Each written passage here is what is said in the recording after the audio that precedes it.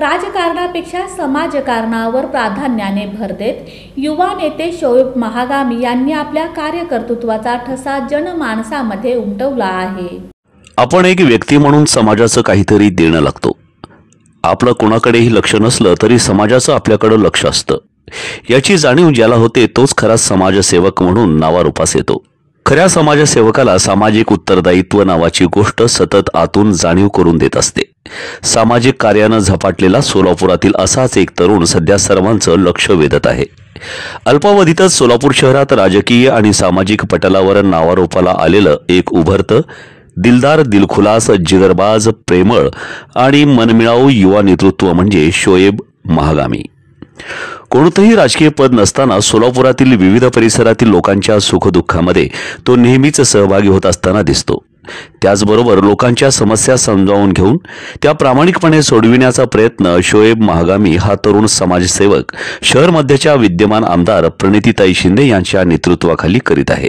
2017 पासून शोएब महागामी सामाजिक संस्थेच्या माध्यमातून शोएब महागामी यांनी बाशापेठ, बेगमपेठ, शनिवारपेठ, राहुल गांधी झोपडपट्टी, सिद्धेश्वर पेठ परिसर, नई जिंदगी, शास्त्रीनगर, मौलाली चौक या भागात विविध सामाजिक उपक्रम राबवून आपली ओळख निर्माण केली आहे।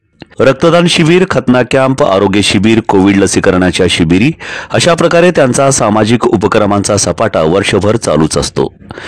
गरीब कुटुंबातील मुलींच्या लग्न कार्यासाठी शोएब महागामी आवर्जून मदत करतात।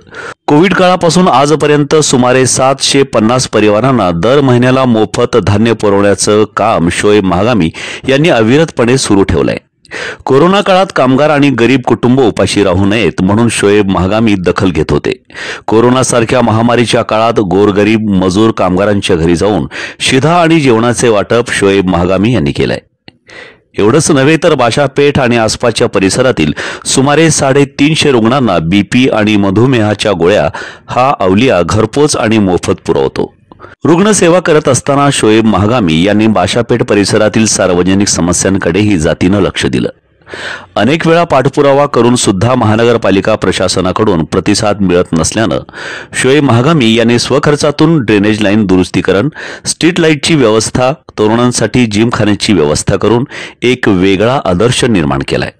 लोकसभा निवडणुकीच्या पार्श्वभूमीवर त्यांनी शोएब महागामी सामाजिक संस्थेच्या माध्यमातून महत्त्वाची भूमिका पार पाडली आहे।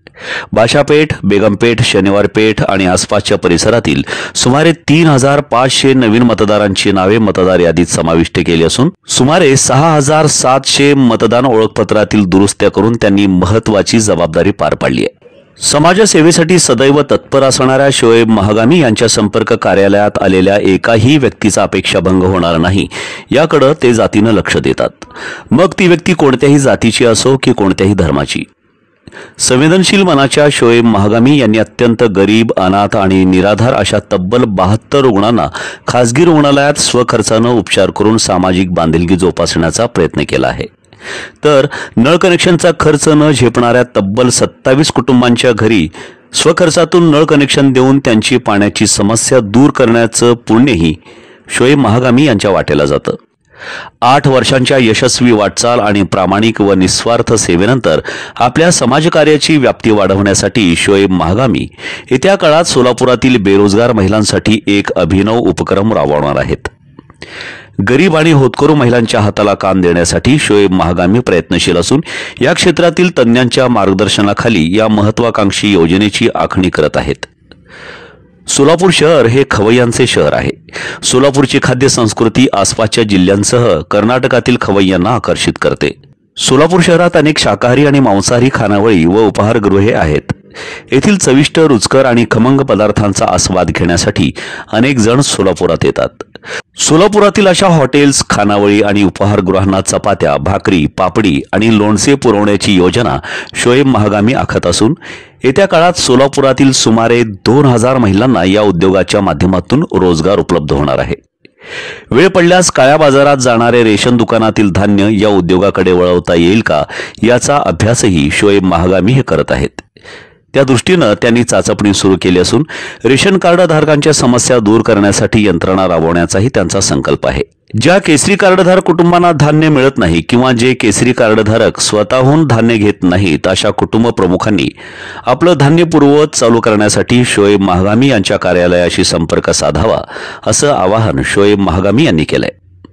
सोबत येताना 59,000 रुपयांच्या आतील उत्पन्नाचा दाखला, रेशन कार्डमधील सर्व सदस्यांचे आधार कार्ड आणि हमीपत्र घेऊन यावे असा खुलासाही शोएब महागामी यांनी केलाय।